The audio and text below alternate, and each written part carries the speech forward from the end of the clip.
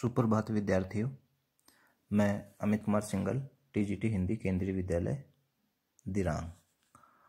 आज हम कक्षा 8 में विषय हिंदी वसंत भाग 3 में चौथा पाठ है दीवानों की हस्ती, भगवती चरण वर्मा द्वारा रचित। इस पाठ को हम पढ़ेंगे। पिछले वीडियो में हमने अपठित गद्यांश पढ़ा था, तो आशा है कि आप सभी लोग उसको अच्छी तरह से पढ़ा होगा और आप उसका अभ्यास भी करेंगे। आज 4 मई है, तो लॉकडाउन का तीसरा चरण है और अभी स्कूल खुलने की संभावना नहीं है। आप सभी लोग ग्रुप में जुड़े हुए हैं, तो जो भी सूचना होगी आपको ग्रुप के माध्यम से दे दी जाएगी। तो अब जब लॉकडाउन बढ़ ही गया है, तो आपको समय का सही सदुपयोग करना है, बाहर नहीं निकलना है, स्वास्थ्य का ध्यान रखना है और अपनी पढ़ाई को निरंतर जारी रखना है। जैसे जैसे शिक्षकगण आपको निर्देश दें, आप उनके बताए अनुसार आप अपना कार्य करते रहें, अपनी पढ़ाई करते रहें और अपनी पढ़ाई को निरंतर जारी रखें। जो भी होमवर्क, क्लास वर्क जो भी देते हैं, तो आप उसको पूरा करते रहिए। आज हम वसंत भाग 3 में भगवती चरण वर्मा द्वारा रचित दीवानों की हस्ती कविता हम पढ़ेंगे। कविता है, तो सबसे पहले हम भगवती चरण वर्मा का जीवन परिचय देखते हैं। भगवती चरण वर्मा का जन्म 30 अगस्त 1903 सफीपुर गांव है, उन्नाव जिला, उत्तर प्रदेश में हुआ था। 5 वर्ष की उम्र में उनके पिता का देहांत हो जाने के कारण छोटी सी उम्र में उनके कंधों पर परिवार का भार आ गया।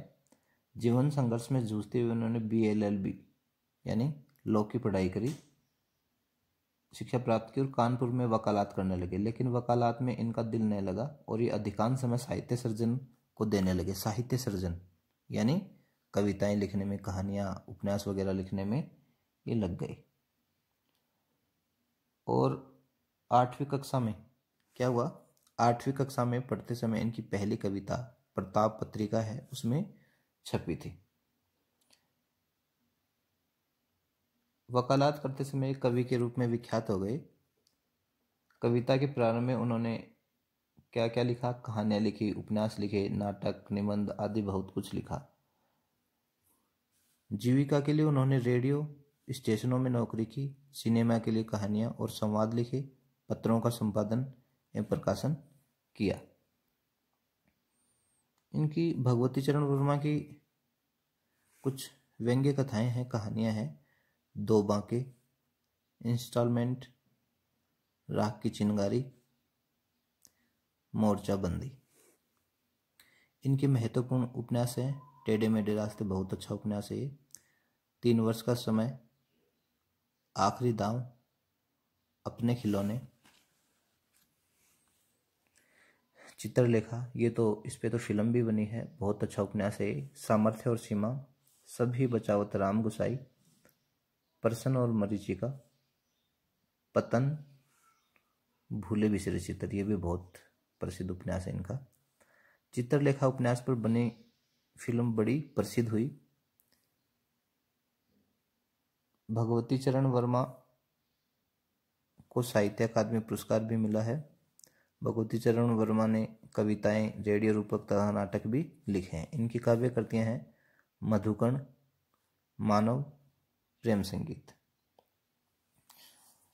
ये छायावाद काल के कवि हैं। 1936 के बाद के कवि हैं ये, और इनके काव्यों पर छायावादी संस्कारों की छाया स्पष्ट दिखाई देती है। अब दीवानों की हस्ती शीर्षक कविता में भगवती चरण वर्मा ने बताया है कि दीवाने कभी किसी बंधन को स्वीकार नहीं करते, वे अपनी मस्ती में जीवन जीते हैं। वे एक जगह टिक कर नहीं रहते। कौन? दीवाने। वे कभी यहाँ तो कभी दूसरी जगह पहुँच जाते हैं।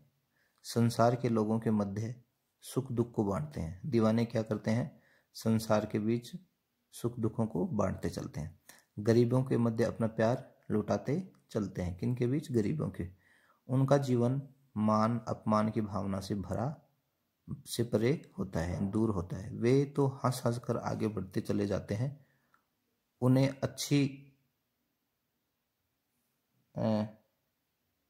उन्हें क्या है? अच्छे मतों की परवाह नहीं होती। मत यानी उनके बारे में लोग क्या सोचते हैं, तो उनकी उन्हें परवाह नहीं होती।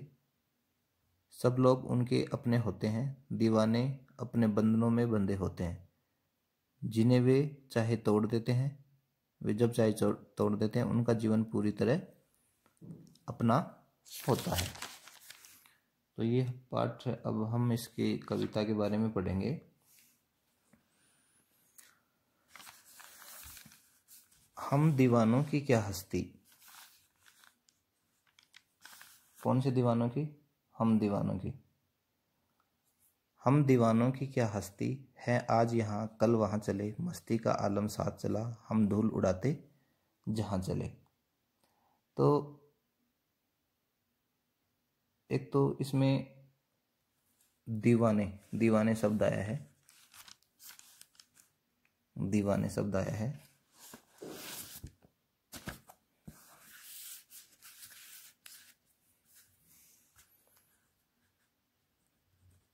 दीवाने शब्द किसे कहते हैं?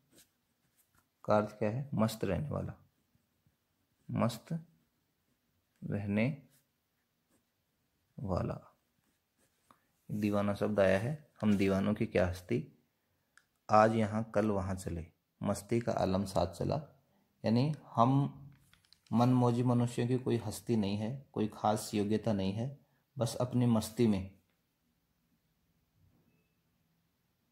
में हमारा सब कुछ, हमारी अपनी मस्ती में हमारा सब कुछ है।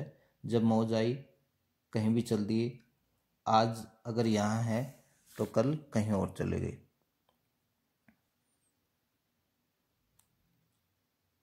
विशेषता केवल इतनी है कि हम अपने पाँव की धूल उड़ाते, वो कैसे चलते हैं? हम धूल उड़ाते जहाँ चले, जहाँ भी जाते हैं तो अपने पाँव से धूल उड़ाते चलते हैं। आए बनकर उल्लास अभी, आंसू बनकर बह चले। वो क्या कहते हैं कि अगले क्षण कब आए थे उल्लास बनकर, आनंद बनकर आए थे, और अगले क्षण क्या हो गया? आंसू बनकर बहते दिखाई देते हैं। अर्थात पल में मुस्कुराना और पल में किसी दुख से रो देना, इस प्रकार कोई भी भाव स्थिर नहीं रहता। सब कहते हैं, कहते ही रह गए, अरे तुम कैसे आए थे, कहाँ चले। जब वो लोग पूछते हैं उनसे कि तुम लोग कहाँ से आ रहे हो और तुम लोग अभी कहाँ चले, किधर जा रहे हो, पर इसका उत्तर दीवानों के पास कोई भी नहीं होता। तो भाव ये है इन पंक्तियों में कि निश्चिंत रहना, अपने मन की मौज के अनुसार कार्य करना ही सच्चे मस्तों का जीवन है। उनकी हस्ती का परिचय है। यानी वो मौज मस्ती में ही रहना चाहते हैं। अब यह एक हम दीवानों की क्या हस्ती, आज यहाँ कल वहाँ, मस्ती का आलम साथ चला। ये आलम शब्द है। आलम शब्द है, कैसा है? विदेशी शब्द है ये, विदेशी उर्दू फारसी शब्द है ये। तो एक तो दो चीजें बताई गई हैं इसमें कि लोग एक तो घुमक्कड़ प्रवृत्ति के होते हैं, ठीक है। वे कैसे हैं? दीवाने घुमक्कड़ प्रवृत्ति के हैं, और वे सुख दुख को एक समान मानते हैं। अब पूछें कि भाई इसमें ये कौन सी कविता है? दीवानों की हस्ती। इस कविता का क्या नाम है? भगवती चरण वर्मा। दीवानों के बारे में लोग क्या कहते रह जाते हैं? दीवाने कभी खुशी की स्थिति से गुजरते हैं तो कभी उन्हें आंसू बहाने पड़ते हैं। वे सुख दुख दोनों स्थितियों से गुजरते हैं। और दीवानों से क्या पूछते हैं? तुम कैसे आए और कहाँ चले, यानी तुम कैसे आए थे और अब कहाँ चल दिए। तो इसमें दीवानों की घुमक्कड़ प्रवृत्ति के बारे में बताया गया है। अब एक ये है उल्लास। उल्लास शब्द है तो इसका संधि विशेषण है उत जोड़ लास। उल्लास, उल्लास हो जाएगा इसमें। तो इस कविता में दीवानों की बात उठाई गई है। आगे है, किस ओर चले यह मत पूछो, चलना है बस इसलिए चले। हम लोग किधर जा रहे हैं यह पता नहीं। कौन? दीवाने कह रहे हैं। बस इतना जानते हैं कि हमें चलते रहना है, हंसते रोते चलते जाने का नाम ही जीवन है। अतः हमेशा चलते रहते हैं, सारे संसार के ताने सुनते रहते हैं। बदले में संसार को अपनी मस्ती का दान देते हैं। इस प्रकार हर हाल में चलना यह जीवन का क्रम है। जग में उसका कुछ लिए चले, जग में अपना कुछ दिए चले, यानी अपना सुख दुख वो बांटते चलते हैं।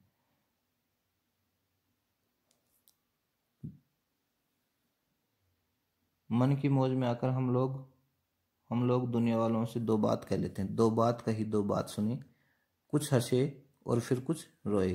मतलब मन की मौज मस्ती में आके वो लोग दुनिया से अपनी बात कहते हैं और बदले में वो उनकी बातें चुपचाप सुन लेते हैं। अच्छी लगी तो जी भर कर हंस लेते हैं, कुछ हंसे और फिर कुछ रोए। अच्छी लगी तो हंस लेते हैं और बुरी बात पर, बुरे व्यवहार पर वो क्या कर लेते हैं? रो लेते हैं। कौन? दीवाने। छक्कर सुख दुख को के घुटों को हम एक भाव से पिए चले। इस प्रकार जीवन में चाहे सुख आए चाहे दुख आए, दोनों के घूंट हम सब जी भरकर एक भाव से पी लेते हैं। इसी में हमारी मस्ती है। किनकी मस्ती है? दीवानों की मस्ती है। इसमें भाव ये है कि आदमी को दुख आशा निराशा में एक सा रहना सरल काम नहीं है। कोई मनमोजी स्वभाव वाला व्यक्ति ऐसा कर सकता है। दुख सुख को समान रूप से स्वीकार करना चाहिए। इसमें ये इन पंक्तियों में ये बात बताई गई है। अब वो दीवाने क्यों चले जा रहे हैं? वो तो बस इसलिए चले जा रहे हैं कि उन्हें अपनी मंजिल के बारे में खुद को स्वयं को पता नहीं है। दीवाने किस बात को पूछने के लिए मना करते हैं? दीवाने यह बात पूछने के लिए मना करते हैं कि उनसे ये मत पूछो कि हम किधर जा रहे हैं। जग के बारे में यानी दुनिया के बारे में उनका क्या रवैया है? जग से वे कुछ लेते हैं तो जग को अपना कुछ देते भी हैं। जग के साथ देने लेने की बात चलती रहती है। सुख दुख के प्रति उनका क्या दृष्टिकोण है दीवानों का? सुख दुख के प्रति दीवानों का दृष्टिकोण यह है कि उन्हें एक भाव से रहना चाहिए। हम एक भाव से पिए चले। इसमें एक शब्द आया है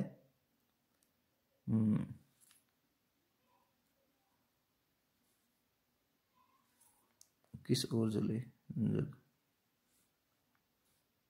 सुख दुख, ये शब्द आया सुख दुख। सुख दुख अभी हमने पिछली क्लासों में वो पढ़े थे, समास पढ़े थे। तो सुख और दुख ये दोनों समान भाव वाले शब्द हैं और दोनों का अपना महत्व है।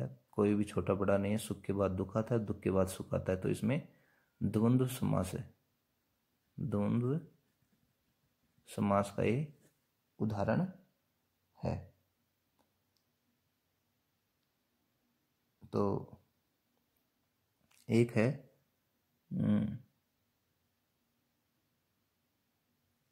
हाँ, और एक है जग। जग किसे कहते हैं? जग शब्द आया, जग यानी दुनिया होती है। दुनिया, दुनिया, संसार, इसको हम जग कहते हैं। अब आगे है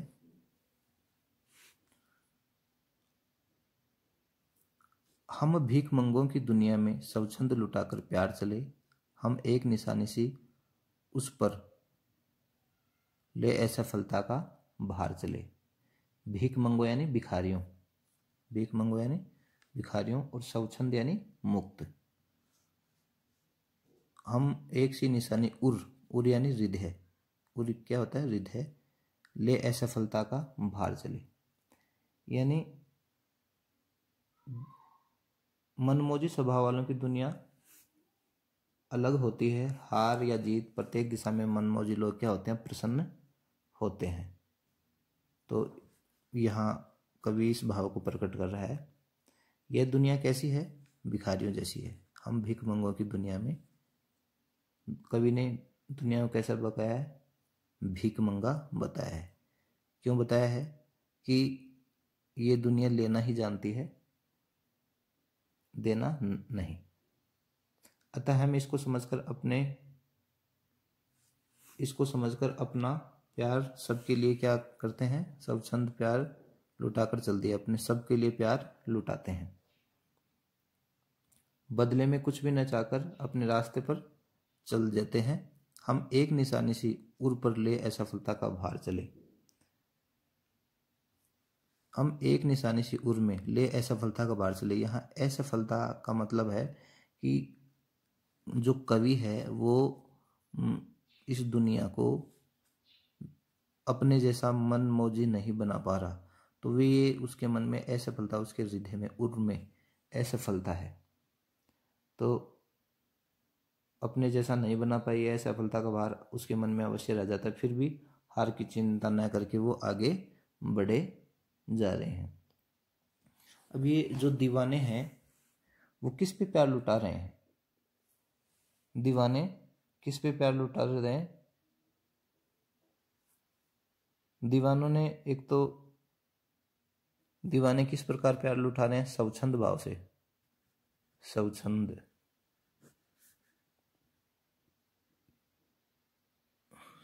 भाव से,